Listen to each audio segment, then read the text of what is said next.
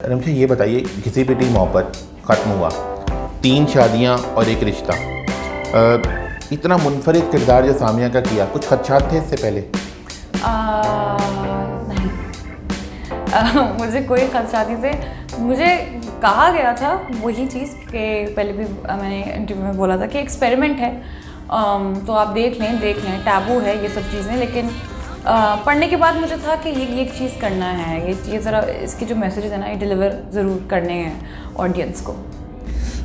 अच्छा ये बताइएगा कि ये जिन खातून के ऊपर ये कहानी है, कभी आपके दिल में ख्वाहिश हुई कि यार नहीं से मिलूँ तो सही? हुई, डेफिनेटली हुई।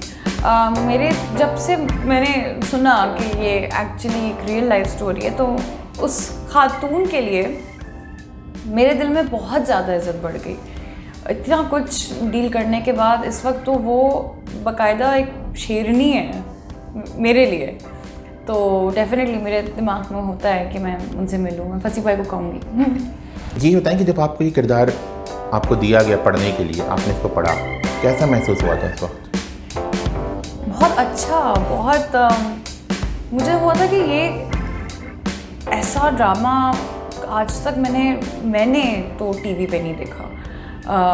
तो मुझे सबसे पहले तो दिमाग में इस ड्रामे का हिस्सा बनना है, बिल्कुल बनना है। तो अच्छा ही लगा, मुझे बहुत अच्छा लगा। कोई ऐसी चीज़ जो आपने एक दफ़ा कहा था कि इसने आपको काफ़ी तब्दील किया है इस किरदार ने, क्या थी वो तब्दीली? मुझे अब इतना डर नहीं लगता है कुछ किसी को मना करने से या अपनी दिल की बात कहने से। पहले लगता था, पहले मैं ज़रा डिप्लोमेटिक सी हो जाती थी, लेकिन अब नहीं लगता। ये बहुत लोग कहेंगे एक थोड़ी सी मुँहफट सी हो गई हूँ मैं, अपनी फैमिली को तो बदतमीज़ लगने लग गई हूँ लेकिन ऐसा कुछ नहीं है। लेकिन हाँ, सबसे बड़ी तब्दीली जो मुझ में आई ना, वो ये कि मुझे अब डर नहीं लगता है कोई कदम उठाने से या कुछ कहने से। एक बात जो फसी बारी ने कही थी कि जब वो इसको लिख रहे थे तो कहीं ना कहीं उनके जहन में सजल अली थी, तो बाद में ये किरदार आपने किया। आपके ख्याल में अगर वो करती तो क्या होता, और आपने जो किया वो कैसे मुख्तलिफ था?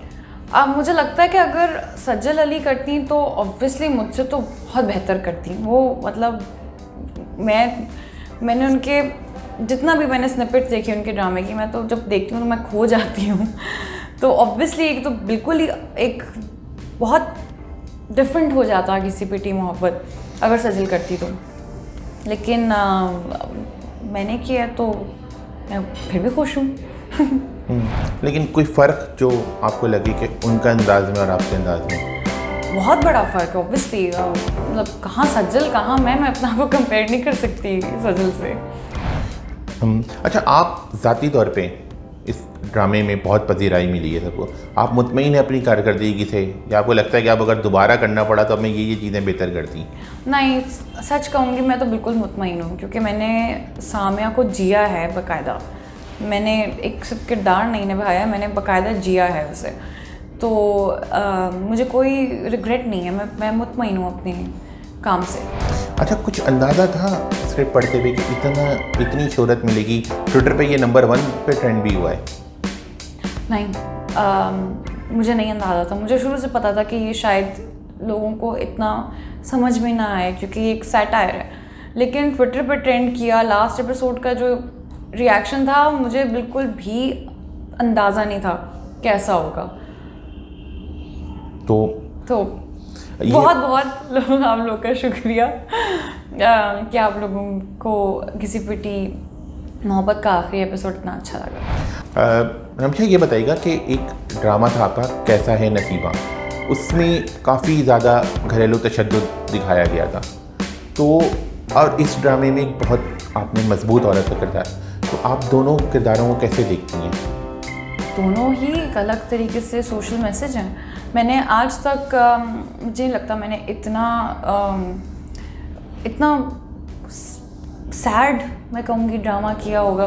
कैसा नसीबा की बात कर रही हूँ मैं। लेकिन मुझे पता था कि उसमें तशद्दुद और ये सब चीज़ें हैं, लेकिन मेरे ख्याल से ये करना बहुत ज़रूरी था, बिकॉज़ उस वक्त मुझे ये था कि मुझे अवेयरनेस पहुंचानी है लोगों तक, क्योंकि मैरिटल अब्यूज़ बहुत ही अब लोग अभी तक खैर कॉमन चीज़ समझते हैं, तो इट शुडंट बी कॉमन और उसके ख़िलाफ़ कड़ी से कड़ी सज़ा होनी चाहिए। दोनों को मैं अपने लिहाज से एक अलग ऑब्वियसली ड्रामा मैं कंपेयर भी नहीं कर सकती, कहाँ घिसी पिटी, वो तो एक सैटायर है और कहाँ कैसा है नसीबा, और दोनों से ही मैं बहुत मुतमईन हूँ, मैं बहुत आई एम प्राउड। अच्छा, आपने एक दफ़ा कहा था कि इस ड्रामे के बारे में, कैसा है नसीबा के बारे में, कि ये आपके अपने भी घर की कहानी है, आपकी वालिदा ने मैरिटल अब्यूज़ से निकली थी, तो क्या कोई रिलेट था आपको उससे? रिलेट तो था, बट एक ये था कि बहुत सी एक्चुअली ऐसी कहानियाँ हैं। सबसे ज़्यादा जो रिलेट मैं कर सकती थी वो ये थी कि मैं एक दफ़ा किसी शूट पे, माह तमाम की ही शूट पे, हम लोग घरों में शूट करते हैं, वहाँ घर में शूट कर रही थी, तो मेरी वहाँ पे एक लड़की थी, उससे मेरी बातचीत हुई, तो उसने मुझे उस वक्त बताया कैसा है नसीबा, कि आई थिंक 1-2 साल पहले की बात है, कि कैसे उसकी शादी अमेरिका में हुई और अरेंज मैरिज थी, और वहाँ पे जब वो पहुँची तो उसका शौहर एक बिल्कुल ही अलग इंसान बन चुका, उसको घर में बंद रखता था, वो 2-2 दिन तक कुछ खाना कुछ नहीं, उसका फ़ोन ले जाता था, उसने सब कुछ बताया, फिर कैसे उसने भागकर अपने घर पे कांटेक्ट किया पाकिस्तान में, और फिर लोगों ने उसको वहाँ से वापस बुलवा लिया। तो जब ये मुझे ऑफ़र हुआ ना, तो मुझे उसका ख्याल आया, और फिर ऐसी बहुत सी सारी औरतों का ख्याल आया। सिर्फ मेरी अम्मी नहीं, बहुत सी औरतें हैं मेरी फैमिली में और दूर के रिश्तेदार भी जो इन चीज़ों से गुजरी हैं, तो मैंने कहा कि ये चीज़ फिर इन लोगों के नाम कर लेती हूँ। अच्छा, आपने अपने जो करियर का आगाज़ है वो एक फ़िल्म की थी, थोड़ा जी ले, तो वो उसके बाद आपने कभी फिल्म की तरफ मुड़कर ही नहीं देखा, ऐसा क्यों? वो इस वजह से क्योंकि मुझे पता नहीं था कि इंडस्ट्री में क्या चीज़ें ज़रूरी हैं। मैं तो उस वक्त बच्ची थी, मुझे तो ये कहा था कि भाई फिल्म स्टार, लेकिन थोड़ा जी ले करने के बाद मुझे रियलाइज़ किया कि मुझे अपनी अदाकारी पे बहुत काम करना है, मुझे एक्टिंग अभी सीखना है, और क्योंकि अब थिएटर का मुझ में इतना कॉन्फिडेंस नहीं है, मैंने सोचा क्यों ना मैं ड्रामों से ही एक्सपीरियंस लेके उसको बेहतर करूँ। अच्छा, तो आपको एक अफसोस होता है कि आपने अपने करियर का आगाज़ एक बहुत ही बुरी तरह फ्लॉप फिल्म से किया? देखिए, मुझे लगता है कि कोई ना हर चीज़ के पीछे कुछ रीज़न होता है। मुझे लगता है कि अगर वो फिल्म मैं नहीं करती तो शायद मुझे कभी हम टीवी वाले नोट नहीं करते, और अगर वो नोट नहीं करते तो मुझे कभी चांस ही नहीं मिलता है इस इंडस्ट्री में। तो इन अ वे मेरे लिए तो एक चीज़ काम कर गई। फिल्म बेशक फ्लॉप थी, लेकिन उसके BTS हम टीवी वालों ने देखे, क्योंकि वो लोग फिल्म जो है वो हम टीवी ही डिस्ट्रीब्यूट कर रहे थे, तो उसके थ्रू फिर मुझे ड्रामे मिलने लग गए। तो आपके ख्याल में जो आपके करियर का एक ब्रेक होता है हर एक अदाकार का, तो क्या वो ब्रेक किसी भी की मोहब्बत है? पता नहीं, अभी तक तो नहीं पता, ये तो फ्यूचर में ही पता चलेगा, टू बी ऑनेस्ट। अभी तो मैं खुद कैसे कह सकती हूँ कि मेरा ब्रेक है या नहीं है। सैटायर था प्ले, मैं दिल से तो मुतमईन हूँ, I think that's all that matters. अच्छा, आपने अपने जब टीवी का आगाज़ किया ड्रामे करना, तो आपने काफ़ी मनफी किरदार भी उसमें किए, तो आइंदा भी करेंगे अब ये इस तरह मजबूत खातून की किरदार के बाद? बिल्कुल, मैं तो बल्कि अपने प्रोड्यूसर्स को कहती हूँ, आपने मुझे स्पॉइल करके रख दिया, मुझसे अब रोना नहीं आता मुझे। मेरी कोशिश ये होगी, बिल्कुल ये कोशिश होगी कि मैं इस किस्म के ही कैरेक्टर्स करूँ, एम्पावरिंग कैरेक्टर्स करूँ, और ऐसे स्क्रिप्ट्स ना करूँ जिनका कोई मकसद नहीं है। लेकिन हाँ, अगला स्क्रिप्ट जो कर रही हूँ वो थोड़ा सा रोम-कॉम है, ज़रा फिल्मी सा है, तो वो तो बनता है। अच्छा, ड्रामा या फिल्म में कोई एक किरदार जो आपको ख्वाहिश हो कर ये किरदार मुझे करना है?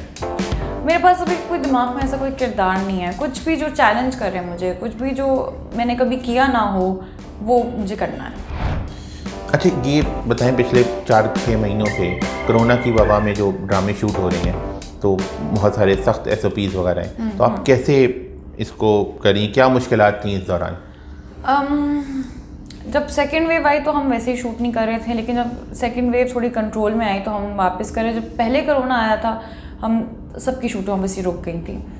फिर SOPs की उस पर हमने शूट शुरू की। तो हमारा हमेशा होता था कि हम लोग एंटर होते थे सेट पे, सबसे पहले हमारा टेम्परेचर चेक होता था, हमें सैनिटाइज़ किया जाता था, ये सब होता था। और फिर बहुत कम लोगों के साथ ना हम शूट करते थे। मेकअप रूम में 3 लोगों से ज़्यादा लोग अलाउड नहीं थे, और जो मर्द हजरात जो भी सिगरेट विगरेट पीते थे तो वो लोकेशन के बाहर सड़क पे खड़े होके पीते थे। मतलब बहुत स्ट्रिक्ट SOPs फॉलो होते हैं अभी तक।